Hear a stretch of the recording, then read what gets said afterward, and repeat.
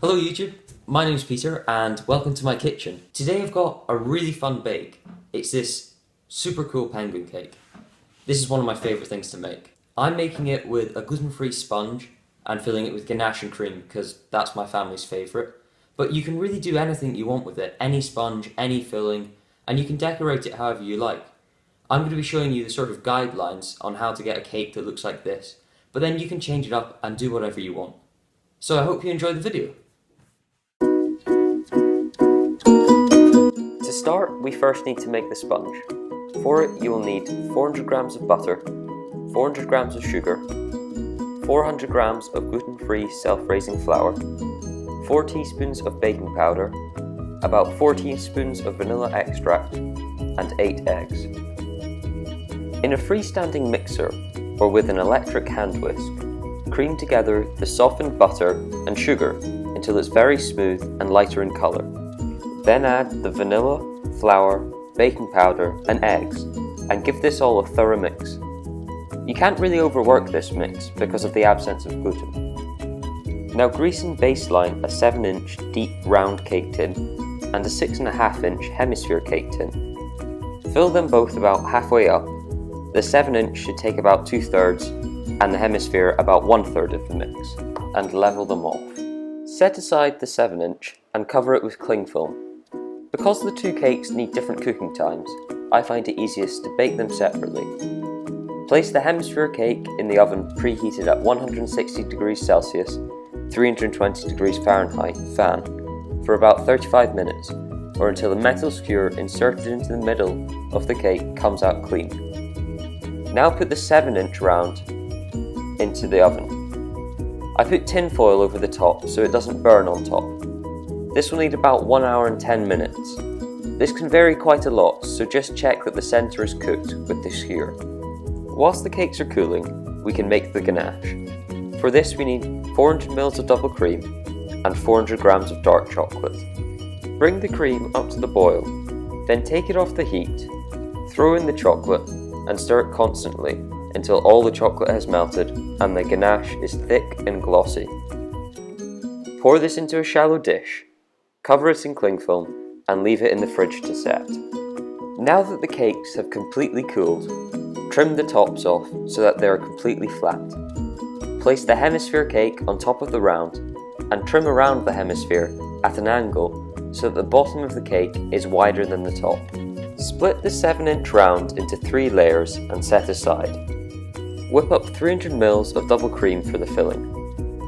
Onto your cake plate, pipe a little bit of ganache and stick down the bottom layer of your cake. Pipe the ganache around the border of the cake and then fill the middle with cream.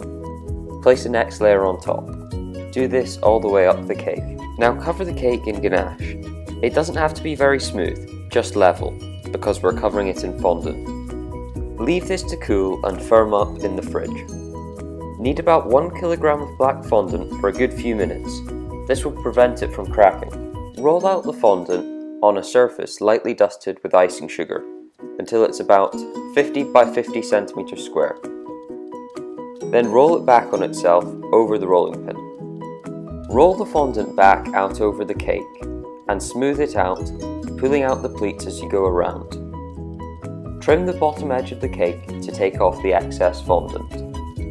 Before we make the penguin's features, it's a good idea to mark out where the eyes and belly are going to go. Lightly indent the cutters into the fondant to give an idea of the right size and where they should go. I used a 5 cm cutter for the eyes and a 6 cm cutter for the belly. Roll out some white fondant fairly thick, about 1.5 centimeters, and cut out 2 eyes. Roll 2 tiny balls of black fondant and squish them onto the white rounds. Roll some more white fondant fairly thin and cut out the belly. Now roll out some orange fondant fairly thick and cut out a small triangle for the beak. Then cut out 2 long tapered strips and use the end of a spoon to break up the end of the flippers. The last feature to make is the Santa hat. Roll some red fondant into a cone shape, then take a thin strip of white fondant and put it round the base of the hat. Finish it off with a white ball of fondant stuck on the end with a little bit of water. you should have 2 eyes, 1 belly, 1 beak, 2 flippers and 1 hat. Put the eyes on first. Brush a tiny bit of water onto the back of the eyes and stick them in the guidelines you made earlier. Don't worry if you make a mistake, just carefully peel them off and try again. The belly goes on next. Once again, put a tiny bit of water on the back and use the guidelines to line up where you are putting it. Now stick on the beak and flippers in the same fashion. Finally, stick on the Santa hat at a jaunty angle. To finish off and give the cake a wonderful snowy look, I spread some royal icing around the base and then place on some fondant holly leaves and cranberries. And that's the cake done. So that's how you make the cake. It's actually really easy to make, but it does take a wee bit of time.